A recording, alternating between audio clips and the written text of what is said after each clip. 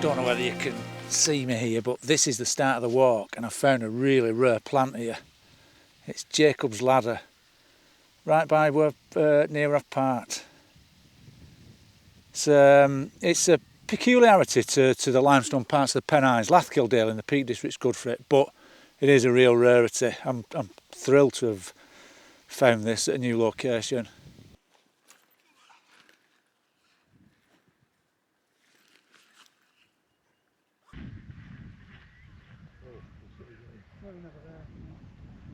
Afternoon folks, well this is an exciting trip. I'm out walking today with Wild Camping and YouTube royalty. I'm out with Andy Beavers and Paul Messner, and Andy's just over there getting his water and Paul's with him, and we're doing 2 of the Yorkshire Dales 30s.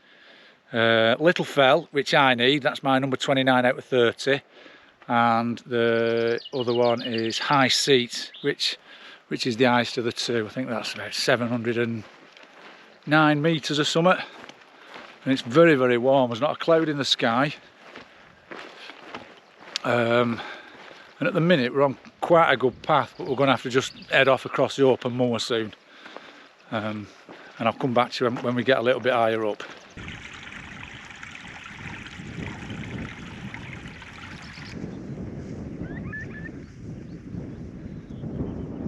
So very prominent here is Ingleburrow and Whernside. I think this is my favourite angle of Whernside. I like the shape of it.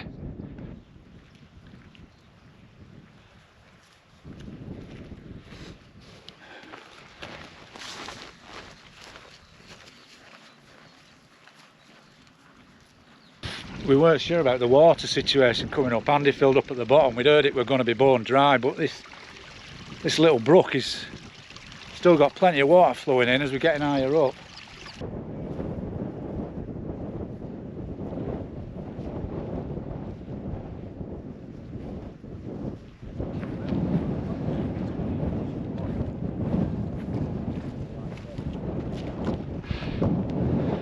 Right, so we're on the top of the south top of Little Fell, or Luns Fell if you want to call it that. This is 666 metres. I think if you look on the map it also goes by the name of Sales. I'll just show you over there, you can see Ingleburrow and Whernside, and then on this side is the highest point we're heading next. It's just a slight rise at 667 metres. I have heard from people that sometimes the south top used to be the highest, and then in recent years they've swapped it. They've realised the north top's the highest one by a metre. So we'll make sure we do both, just to be on the safe side. So I was actually wrong, the other one weren't at the top, that was just like a cairn near the top. We've come to the true south top now, and there's a little triangulation circle there, so it must have been a trig point at some point.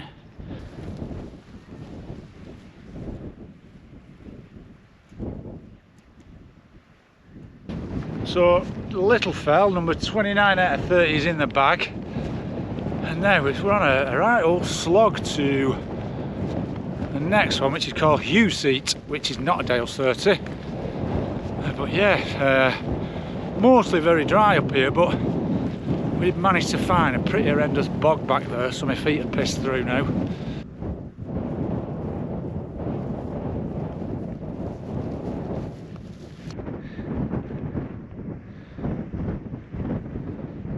Well, this is Gregory's Chapel, and I've just checked my watch, it's quite late, 7 o'clock.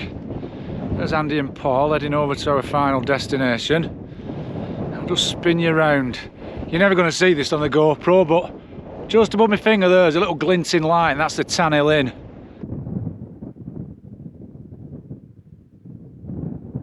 So not far now to High Seat, and the second Dales 30 of the day.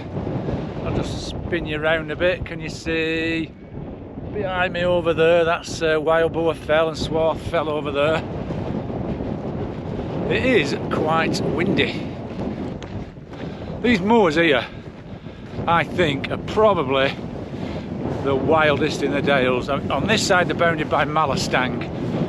To the north they're bounded by the road between Kirby Stephen and Keld. This side you've got Great Shunner, then the Buttertubs. South of here you've got the road between Garsdale Head and Hawes. I can't think of a tract of upland in the Dales as bleak and lonely as this. Maybe up round Rogan's Seat, but no, I don't think so.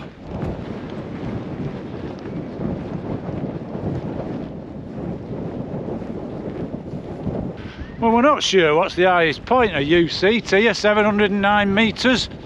There's a triangulation circle there, there's a little cairn here,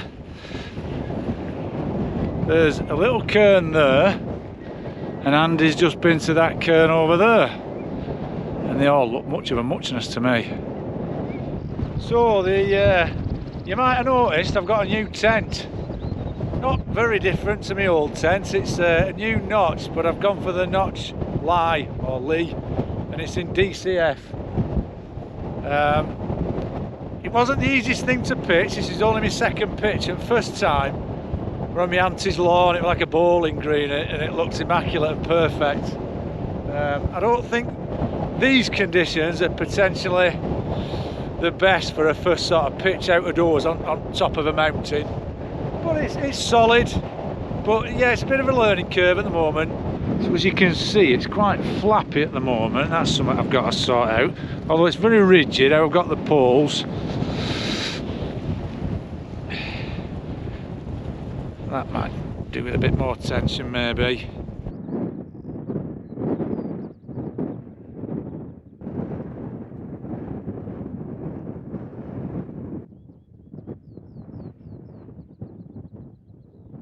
I've just come out of the wind just below the top and I'm on the Mallerstang side now. I don't know whether you can see behind me. There's like a weird milky mist in the valley. Don't know whether you're picking that up. And I think, because normally when you get sort of those temperature inversion conditions, any sort of breeze just stirs it and breaks it all up. So I'm wondering if Mallerstang is acting as like a rampart that's protecting the valley from the nor'easterly wind. And it's allowing that mist to form. It's quite good going camping with other people as well, because you get to see other shelters. Andy's using Mountain Laurel Designs cricket, which I've never seen before. It looks pretty cool actually. I've always been a bit wary of tarps, but I do like the look of that one. I think I'm a bit of a softie when it comes to tarps, but that looks great, very wind worthy. And Paul is using another tent I've never seen that I've always wanted to see. It is a Durston, oh, is it the X-Mid? And that's really nice as well.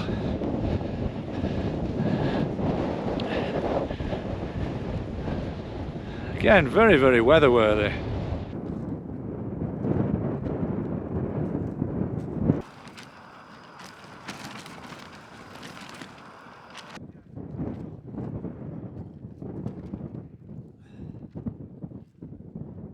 It's a pretty substandard tea tonight. I've got a big sausage roll though, so I'll probably have that later on.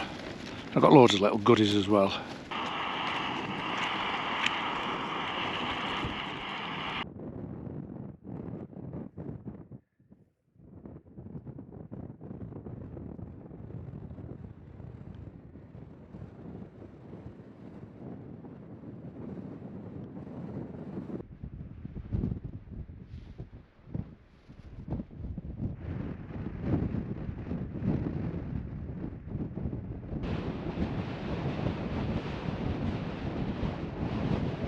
You won't believe it's the 30th of May. It's like a bloody, I don't know, an autumn day up here. That wind's cold. Got my gloves on. Yeah, very unseasonal up here.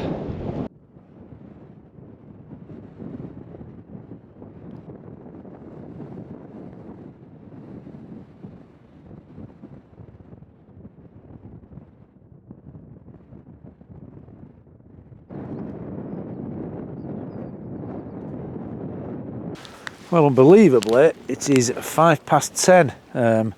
We've only just come in the tent. It's still very light. I've been yapping away and stuff. There's a dampness. It's very windy and there's a dampness. I'm just feeling the bottom of my trousers and the damp. So I think when this clammy mist comes round, bit of condensation inside the tent. When this clammy mist comes about you, it puts a little bit of dampness on you. I've not pitched the tent particularly well. It's all right on this side, but it's kind of bowing in a bit here, but it'll have to do. It's sturdy enough. I just hope that the condensation's not too bad, and then when it bores in, this side of the inner gets damp, but I'll be all right for tonight. I should have brought the scarp really, but I was just desperate to try this new tent out. You can't help yourself, can you? It's, hang on, 11:15. I've only just opened my first can not long ago, so I'm gonna have to neck these before I go to sleep. So how's the day panned out? Well, I arranged to meet Andy and Paul 3 o'clock at Mallerstang. But I've made a bit of a day of it. I left, what time did I leave the house this morning? About 8:30. And I drove up through Ribblesdale, through Settle, and I had a little nip up to a place near Mallerstang to have a look for a plant. And then I had a little stop at Winskill Stores to do a bit of botanising there. Then I called in a little nature reserve between Orton, Ribblesdale and Ribblehead. Then I had a little look at, I went to top of Dentdale, and then I come over at top to Garsdale Head. I like that drive. Then I had a little look at Garsdale Head station, because it's a really nice station. And then I arrived in Mallerstang. But again, I was quite early, so I just messed about in the vicinity where I parked the car and stuff. And then I met Andy and Paul. Oh, one other little important stop as well. I stopped at Ribblehead for a bit and got a sausage butty from Snack Van. So yeah, we met at 3, and not long after we set off walking. Quite a nice walk, lots of curlews knocking about, lots of flowers and stuff. And then just past Hell Gill, that's when we started the climb to Little Fell. And there was, I thought it was going to be pathless, but we did manage to find a bit of a oh, excuse me. Oh, I think I need to burp again. A bit of a sheep track come quad bike track, and that pretty much took us to top of Little Fell. But beyond there, it were a bit of tough going. That it were quite boggy in places, very up and down. But I think, was it Gregory Chapel? Once we got to the top of the high seat where we are now, that was within striking distance, and we pitched up here just a few yards from the summit. But it is really windy. I've just checked the weather again on my phone. It says now it's gusting to 27 mile an hour, and I can believe it. And I think it's pretty much going to do that well morning. Right, well, it's nearly 11:30. I've nearly finished one can. Mugs game, drinking icy cold beer on quite a chilly night. So I'm not going to sup the other. I'm going to finish this. I want to try and get some sleep. It's still very windy and very flappy, but I've got the earplugs, so I'm sure I'll be fine. I don't get much kip anyway, so right, that'll do for tonight. I'll speak to you in the morning. Good night. Morning, folks. I'm a bit croaky this morning. It's 25 to 6. Thankfully, the wind seems to have dropped. It's a bit gusty, but at 3 o'clock. It was blowing a gale, really blowing hard. I've not had a particularly good night's sleep, but I must have got some sleep because I had this horrible dream. I dreamt me and the missus and the kids were living in like this weird sort of commune type place. It was just full of horrible people. And there was this kid in it, about 12, and he was just making everybody's life a misery.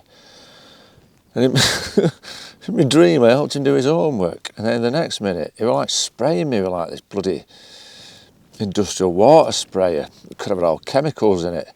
And I remember getting him on his own, and I actually said to him, I'd love to smash your teeth in. And I'm a really, really, really peaceful person. And I said, I'd love to smash your teeth in. And he's saying, go on, I dare you, I dare you. And he really egging me on, really goading me. And I couldn't do it. What a horrible dream.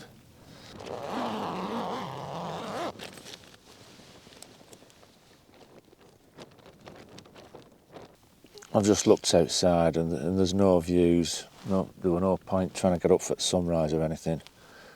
The forecast I looked at last night said it were going to start brightening up about 7ish, so I'll check again, see if anything's changed. But I'm going to make a brew, and I might have a little bite to eat.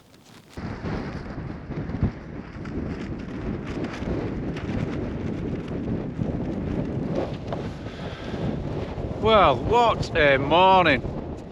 It's blowing a gale. It's eased a bit when I first woke up about 5:30, but it's back up again now, and it's thick moor grime.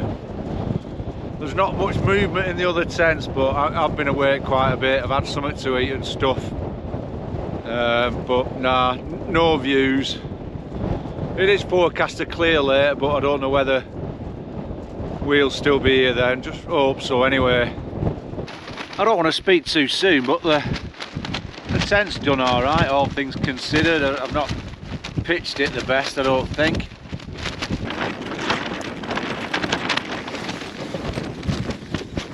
Right, well, it's 8:30 and we're just sort of hanging on a bit at the moment. It is forecast to clear, it's still foggy outside, it's still blowing like mad, but it is forecast to clear, so we're going to give it a bit longer here. I've also just realised that camping here is my highest wild camp in the Yorkshire Dales. I have camped on Whernside, but I was by the tarn, so not near the top. And Pennygen, not even 700 metres. I think this is the Dales' 4th highest.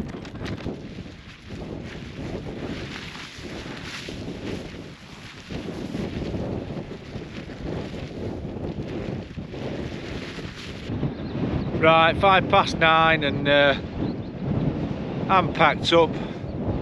Andy and Paul are not far behind, so we're going to make a move soon. We've waited for this weather to clear, and if anything, it's got thicker as fog, so maybe we'll walk out of it as we get lower down.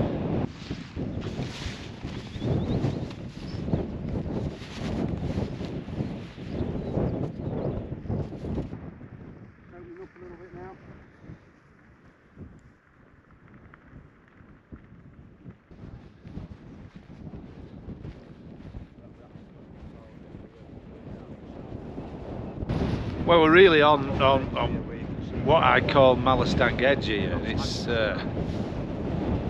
it's quite dramatic. It's good, and there's sunshine down in the valley here, so there's a break in the cloud somewhere.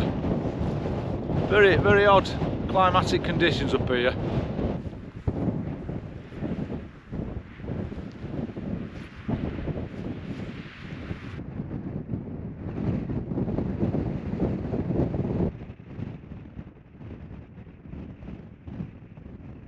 Just saying here how on this cliff edge it'd be a tremendous place to camp.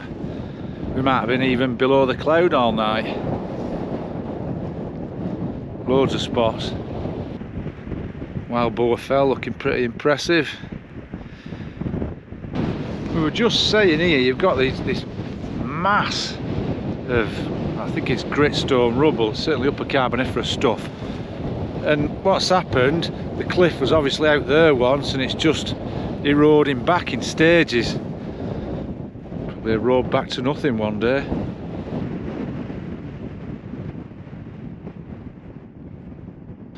Just saying here, the weather's been weird, pretty contrary to the forecast. And then suddenly something struck me.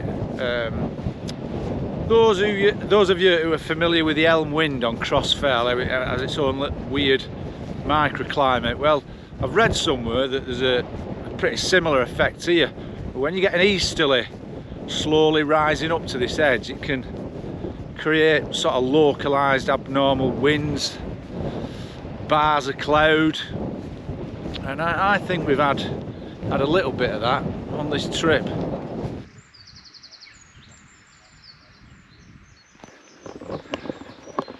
Well, I'm going to sign off here near this absolutely gorgeous Dales hay meadow. It's full of hernut, or pig nut, call it hernut near me, buttercups, red clover. I'd love to have a right good explore of this. Fantastic meadow. Yeah, so we've descended from Mallerstang Edge, following the cliff edge, which were brilliant. Really enjoyed that, and we were saying you could do worse than just walk up to the actual cliff edge without going to any of the tops and camp there. Very dramatic place. Really enjoyable descent. We also did our good deed for the day. We found a sheep. Well, it probably won't survive, but it was like basic up to its bloody nostrils in a bog. It was poorly spotted. It would have walked right past it otherwise. Anyway, we hiked it out, and it looks in a bad way. Fingers crossed, it might get its strength back, but I don't know. So the descent was fabulous. Really enjoyed the descent. The cloud up there looks, where I'm looking now, I don't know whether you can see that over there. It looks to be still on the tops, but down here it's lovely again. Really, really nice. So yeah, that was a thoroughly enjoyable wild camp with Andy and Paul. Really enjoyed it. Good company. But yes, I shall sign off there for now, and I shall see you next time. Thanks for watching, and look after yourselves.